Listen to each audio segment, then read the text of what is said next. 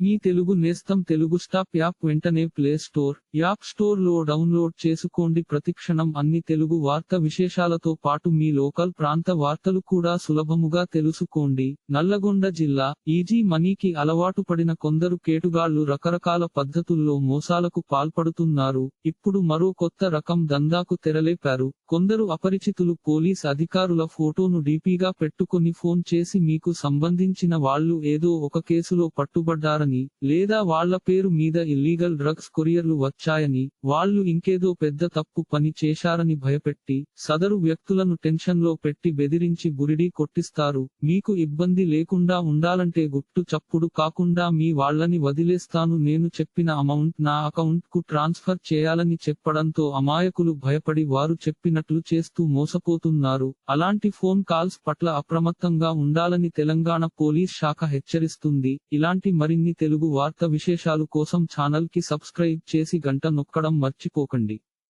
ఈ వీడియోని తోటి మిత్రులకి షేర్ చేయండి. మీ అభిప్రాయాన్ని కామెంట్ లో తెలపండి.